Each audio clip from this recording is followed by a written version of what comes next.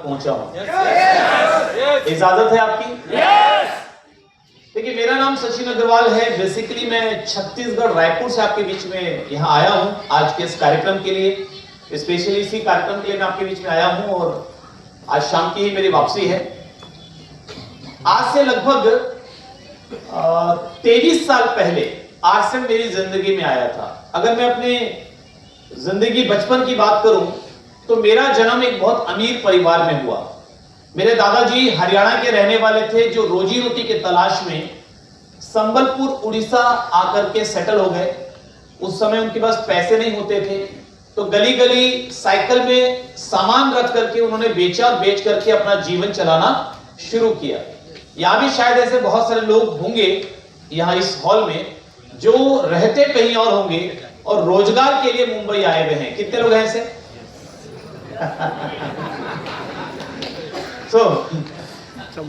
मेरे दादाजी जब संबलपुर में सेटल हो गए और बहुत गरीबी की हालत में, मगर उनके अंदर एक जज्बा था कुछ करने का। तो कुछ ही सालों के अंदर में, समय लगा मगर कुछ ही सालों के अंदर में संबलपुर उड़ीसा के जाने माने अमीरों में से एक उनकी गिनती होने लगी। उस परिवार में मेरे पिताजी का जन्म हुआ।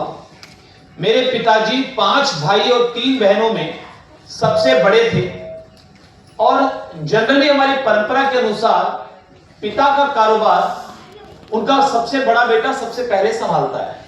राइट? ऐसा एक ढांचा बना हुआ है समाज का। तो मेरे दादाजी ने मेरे पिताजी से जब ये कहा कि बेटा अब तुम्हें सारा मेरा कारोबार संभालना है, काफी फैल चुका है ये बिजनेस और तुम सबसे बड़े हो तो तुमको आगे ये बिजनेस संभालना है तो शुरू कर दो, अभी से बिजनेस को संभालना। तो मेरे पिताजी ने जो जवाब दिया उसे सुनकर मेरे दादाजी चौंक गए और मुझे ऐसा विश्वास है कि जब आप सुनेंगे तो आप भी चौंक जाएंगे। तो आप सुनना चाहेंगे? जानना चाहेंगे कि ऐसा क्या जवाब दिया पिताजी ने?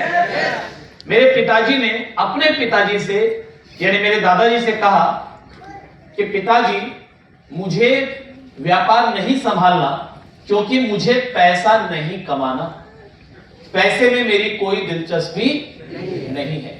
आपको ऐसे लोग मिलते हैं जिनकी पैसे में दिलचस्पी नहीं? तो मुझे तो अभी तक कोई भी नहीं मिला। मैं अगर आपको बताऊं तो इस पूरी दुनिया में अब तक कोई भी नहीं मिला। हाँ, कुछ लोग बोलते हैं जरूर है कि हमारी दिलचस्पी नहीं है और कई लोग टीवी पे आकर प्रवचन भी देते हैं कि माया मोह से दूर रहना चाहिए और नीचे एक नंबर अकाउंट नंबर चल रहा होता है और कहते हैं माया मोह छोड़ दो, नीचे अकाउंट में डाल दो।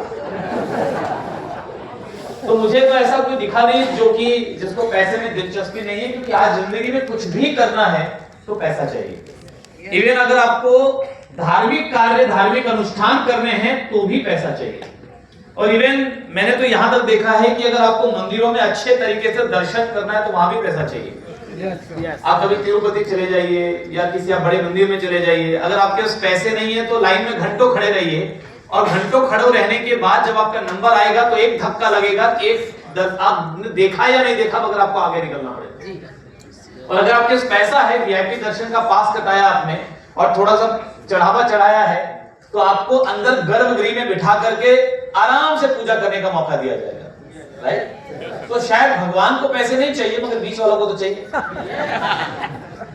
मेरे पिताजी ने मेरे अपने पिताजी से यानी दादाजी से कहा कि मुझे पैसा नहीं कमाना। तो दादाजी ने कहा मतलब पैसा नहीं कमाना मतलब? तो मेरे पिताजी ने कहा कि मुझे समाज सेवा करनी है, मुझे देश बदलना है, मुझे समाज में जो राजनीतिक अव्यवस्था है उसको बदलना है, समाज में जो कुरीतियां कुप्रथाएं हैं उन्हें खत्म करना है, जो हमारे समाज में दहेज प्रथा, मिलनी प्रथा, भात भरने की प्रथा या और भी कई आडंबर है, समाज में जो भेदभाव धर्म जाति संप्रदाय के नाम पर है, उन सब से मुझे लड़ना है, उन्हें खत्म करना है। तो जब मेरे पिताजी ने ऐसा बोला तो मेरे दादाजी ने क्या बोला होगा? मेरे दादाजी ने बोला होगा, शाबाश, हमें गर्व है कि हमारे घर में तुम्हारे जैसा शेर पैदा हुआ है। ये बोला होगा। देखिए, हम सब चाहते हैं देश बदले, हम सब चाहते हैं कि अव्यवस्थाएं खत्म हो, हम सब चाहते हैं भ्रष्टाचार मिट जाए, हम सब चाहते हैं नए भारत का निर्माण हो, हम सब चाहते हैं भगत सिंह फिर एक बार जन्म लें। सही बात है, मगर पड़ोसी के घर पे हमारा बच्चा अगर आकर के बोले मुझे भगत सिंह बनना है, मुझे देश के नाम जिंदगी कुर्बान करनी है, तो यहां बैठा शायद ही कोई माँ बाप ऐसा होगा तो उसको उसकी इजाजत देगा, शायद ही कोई ऐसा होगा। राइट? मैं ठीक बोल रहा हूं? तो मेरे दादाजी भी इसी समाज का हिस्सा थे। तो जब मेरे पिताजी ने ऐसा कहा तो मेरे दादाजी ने डांटते हुए कहा, दिमाग खराब हो गया, पागल हो गया, वी आर मारवाड़ी और हम लोग ये सब फालतू काम नहीं करते, हम लोग धंधा करना जानते हैं, पैसा लगा के व्यापार करते हैं, चुपचाप बिजनेस संभाल। और मेरे पिताजी ने चुपचाप घर छोड़ दिया। मेरी उम्र 3.5 साल थी, बड़े भैया लगभग 5 साल थे। हम दोनों को लेकर मम्मी पापा छत्तीसगढ़ जगदलपुर आ गए और फिर हमारी गरीबी का सफर शुरू हुआ, क्योंकि बिना कुछ पैसा लिए आए और व्यापार में पिताजी का मन नहीं था। जो भी थोड़ा बहुत काम करके वो कमाते थे उससे ज्यादा वो समाज सेवा में खर्चा कर देते थे, तो उधारी बढ़ती जा रही थी और स्थिति ये हो गई थी कि न पिताजी समाज सेवा कर पा रहे थे, न घर चला पा रहे थे। लगभग 14 साल की उम्र में ये स्थिति देख करके मुझे एक बात समझ में आ गई कि अगर मैंने कुछ नहीं किया तो शायद हालात और खराब होते चले जाएंगे। तो मैंने पिताजी से कहा कि पिताजी एक काम कीजिए, आज से आप फ्री हैं, आप समाज सेवा कीजिए, जो भी अगर आप कमाते हैं समाज सेवा में लगाइए, आज से घर में चलाऊंगा। 14 साल की उम्र में मैंने अपने परिवार की जिम्मेदारियां अपने कंधों में ले ली। हालांकि वो उम्र बहुत ज्यादा नहीं होती, मगर जब जिम्मेदारियां सिर पर पड़ती हैं तो व्यक्ति जल्दी बड़ा हो जाता है। तो बहुत कम उम्र में मैच्योरिटी आ गई, हमने लड़कपन नहीं देखा, हमने वो जवानी की मस्ती नहीं देखी, वो सब जस्ट बड़े हो गए क्योंकि सीधे सीधे जिम्मेदारियां आ गई। मैंने आलू प्याज मसाले का आड़त का काम शुरू किया। इसके अलावा जितने भी काम कम पैसों में या बिना पैसों में हो सकते थे मैंने सब शुरू किए। मैंने LIC की एजेंसी ले ली, Sahara India, Shriram mutual fund, post office, RTO, लगभग 10-12 काम मैंने एक साथ करने शुरू किए। सुबह 5 से लेकर रात 11 बजे तक मैं दिन रात मेहनत कर रहा था, क्योंकि मुझे अपने परिवार को उस गरीबी के दलदल से बाहर निकालना था। अच्छा, मैं एक सवाल आपसे पूछना चाहता हूं, सबसे बड़ी बीमारी कौन सी है? Diabetes, BP, sugar, thyroid, heart attack, कौन सी बीमारी सबसे बड़ी है? जी हाँ, सबसे बड़ी बीमारी है गरीबी।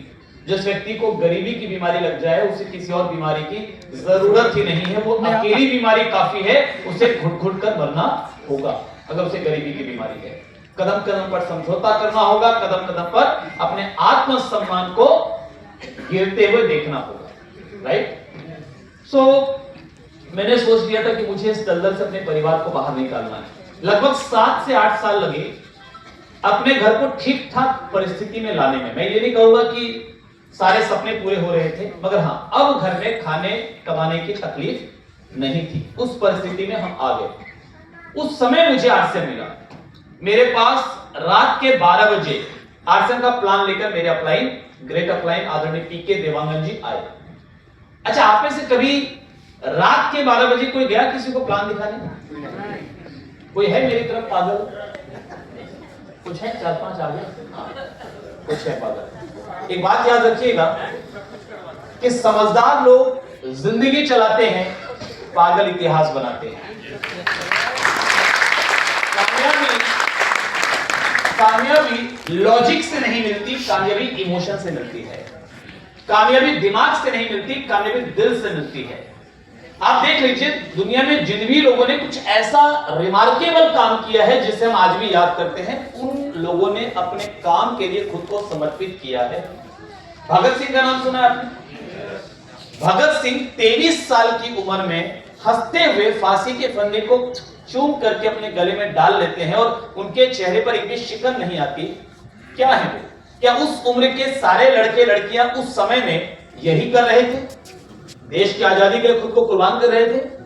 नहीं। क्या कर रहे थे? कोई नौकरी की तलाश कर रहा था, कोई व्यापार कर रहा था, कोई दुकानदारी कर रहा था, कोई करियर बनाने की कोशिश कर रहा था, कोई नशे में लिप्त था, कोई लड़के लड़कियों के पीछे, लड़कियां लड़कों के पीछे भाग रही थी। उस समय में एक 23 साल का नौजवान अगर देश के नाम खुद को कुर्बान कर देता है तो क्या वो सामान्य व्यक्ति है या दीवाना है? ये कोई दीवाना ही कर सकता है। भगत सिंह आजादी के नाम समर्पित हो गए। भगत सिंह ने आजादी से, देश की आजादी से दीवानगी की हद तक प्यार किया और यही कारण है कि हम भगत सिंह को आज भी याद करते हैं। तो जिन भी लोगों ने दुनिया में कुछ बड़ा किया है, उन्होंने एक मकसद बनाया, एक लक्ष्य बनाया और उस लक्ष्य के प्रति खुद को समर्पित किया। उस लक्ष्य के लिए जुनूनी हो गए, जिद्दी हो गए, उस लक्ष्य के प्रति समर्पित हो गए, उस लक्ष्य के प्रति जज्बाती हो गए। सो रात के 12 बजे मेरे ग्रेट अपलाइन पीके देवांगन जी आरसीएम का प्लान लेकर मेरे पास आए, मुझे नींद से उठाया, मैं सोया हुआ था, ऑफ कोर्स रात के 12 बजे थे, मुझे नींद से उठाया और बोला सचिन एक जोरदार चीज मिली है, जिंदगी बदल सकती है और तुझे मैं उसके बारे में बताना चाहता हूं। तो मैंने उसे कहा कि मैंने कहा सर आपको नहीं लगता कि समय थोड़ा ज्यादा हो गया, अगर अपन कल बात कर लें? अच्छा ये बोर्ड इधर आ सकता है, बोर्ड इस तरफ आ जाए। तो मैंने कहा कि सर कल बात कर ले। बोले नहीं नहीं मैं इतना एक्साइटेड हूं, इतना, वो बोर्ड वो ये नहीं वो वाला। हाँ। तो उन्होंने कहा मैं इतना एक्साइटेड हूं कि मैं रुक ही नहीं सकता, इसीलिए तो अभी आया। तो अगर तू बुरा ना माने तो मैं तुझे अभी प्लान दिखाना चाहता हूं। मैंने मन ही मन सोचा कि बुरा मानकर मैं कर भी क्या लूंगा, नींद से तो ये उठा ही चुके हैं और मेरे मना करने के बाद भी प्लान दिखाने से ये रुकने वाले तो है नहीं। तो मैंने कहा दिखाइए सर, जितनी जल्दी मैं, हाँ ठीक है और मारकर। तो उन्होंने जो मुझे प्लान दिखाया, मैं चाहता हूं कि आप वो प्लान देख करके मुझे बताएं कि ये प्लान अगर आपने देखा होता तो आप ज्वाइन करते क्या? इजाजत है? इजाजत है? उन्होंने मुझे प्लान दिखाया, ध्यान से देखिएगा। उन्होंने कहा सचिन ने ये तू है। मैंने कहा सर मतलब? उन्होंने कहा ये सिस्टम है, ऐसा प्लान दिखाने का सिस्टम होता है। अच्छा मैंने कहा ठीक सर। फिर उन्होंने कहा तूने 1480 के कपड़े खरीदे। मैंने कहा सर अभी तक तो नहीं खरीदे। बोले मान ले। अच्छा मैंने कहा मान लिया। फिर बोले तूने 2 लोगों को बेचे। मैंने कहा मानना है? बोले हाँ। मैंने कहा ठीक है मान लिया। फिर उन्होंने कहा कि उन्होंने 4 को बेचे। मैंने कहा फिर? उन्होंने कहा फिर क्या, तू और मैं दोनों करोड़पति।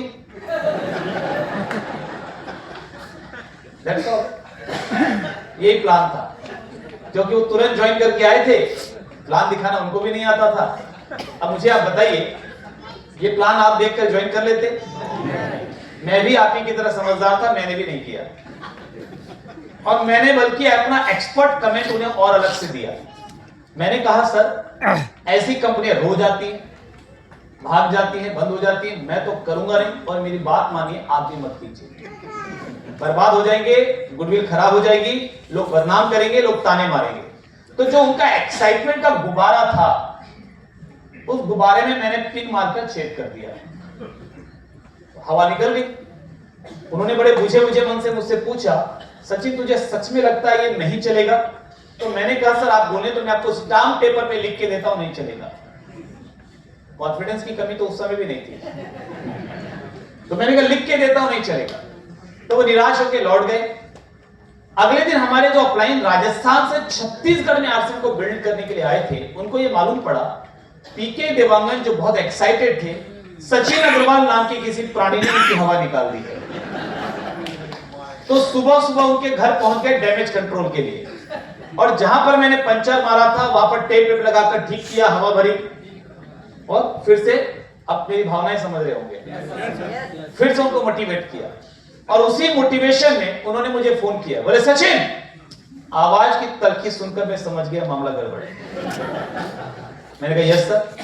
तो बड़े प्यार से, अब देखिएगा बड़े प्यार से उन्होंने कहा तो आरसीएम ज्वाइन करेगा या नहीं करेगा? ये प्यार था उनका, संबंध अच्छे थे तो ये प्यार था। मैंने कहा सर आप बोलेंगे तो मैं कर लूंगा, लेकिन मुझे इसमें कोई दम वाली बात नजर नहीं आती। बोले दम को रख किनारे, तू खाली बता तू ज्वाइन करेगा या नहीं करेगा? और मेरी ज्वाइनिंग क्या लगता है आपको? हो गई। लेकिन संबंधों पे जो ज्वाइनिंग होती है उसमें काम नहीं होता, तो मैंने भी नहीं किया। वो मुझे मीटिंग में बुलाते रहे, मैं गोलियां देता रहा। यू नो गोली?